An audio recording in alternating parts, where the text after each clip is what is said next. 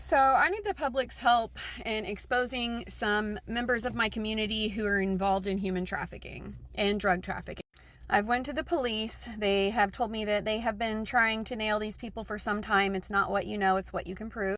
I'm hoping that by getting my story out there and exposing these people, maybe the police will feel more inclined to help me.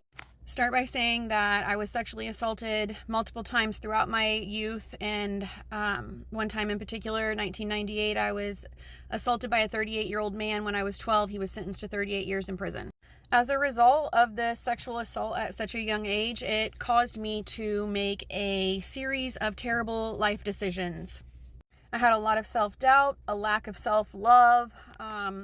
Most of my relationships were trauma bonds, which ultimately led me down a really rough road for my life. In 2012, I married a man by the name of Michael Deshaun Barnes. Throughout the 8 years that we were married, Michael had multiple affairs on me. He had a child on me. For the last couple of years of our marriage, we were both heavily addicted to drugs.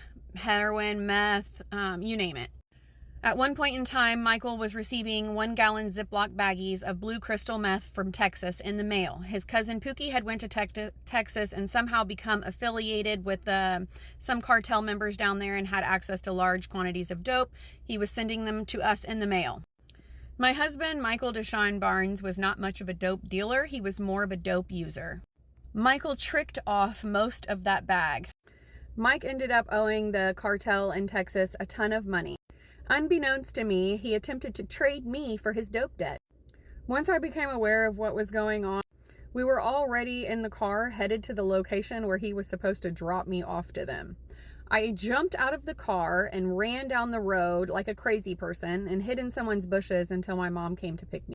A short time after that, I entered into a drug court program.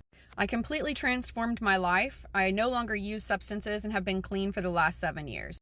Michael Barnes did not have any interest in changing his lifestyle, so we got divorced in 2018.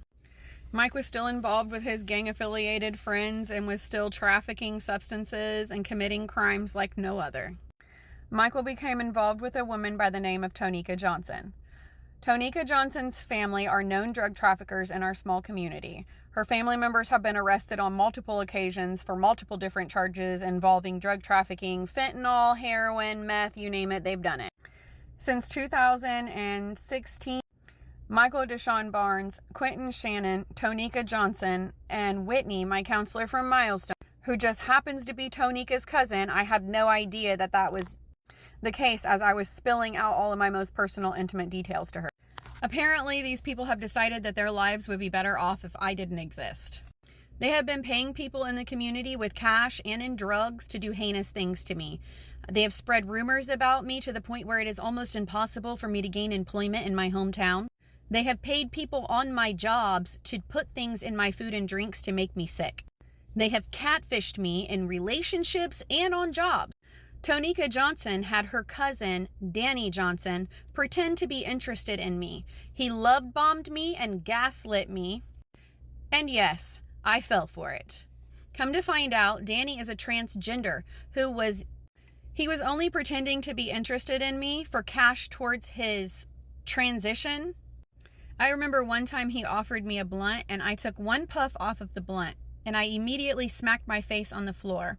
I could hear the things that they were saying, but I was so incoherent that I couldn't get up and move myself.